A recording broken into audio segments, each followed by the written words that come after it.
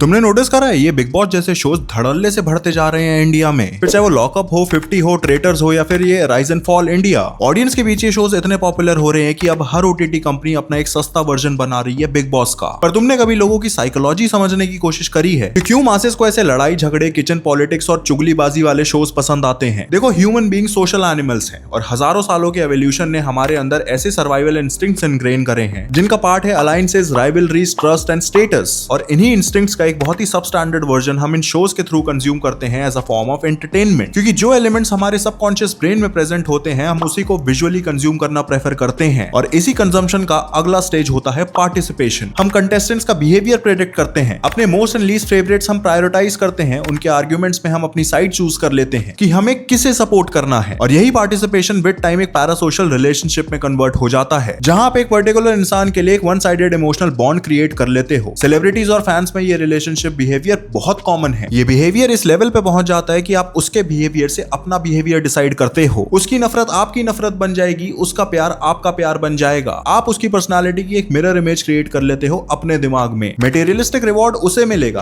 आपका बस एक साइकोलॉजिकल बॉन्ड सेटिस्फाई होगा। और यही होगी आपकी एक वर्थलेस सक्सेस, क्योंकि जो एक्सट्रीम बिहेवियर कंटेस्टेंट शो में प्रेजेंट करते हैं आप वो एग्जैक्ट बिहेवियर रियल लाइफ में बहुत रेयरली शोकेस करते हो। तो उनके थ्रू बेसिकली आप एक वर्चुअल फैंटेसी एक्सपीरियंस कर रहे हो जिसमें आप कॉन्फ्लिक्ट्स का पार्ट तो हो बट उसमें इन्वॉल्व नहीं हो। और रही सही कसर सेलिब्रिटी वर्शिप और कम्युनिटी व्यूइंग पूरी कर देती है। आपके सारे दोस्त किसी शो के बारे में बात कर रहे हो, आप बहुत लेफ्ट आउट फील करोगे, तो उसी वॉइड को फिल करने के लिए आप उसी भीड़ का हिस्सा बन जाते हो। So the bottom line is, ये रियलिटी शोज भले ही बहुत क्रिंज लगते हो बट इन्हें पता है मासेस की साइकोलॉजी के साथ कैसे खेला जाता है।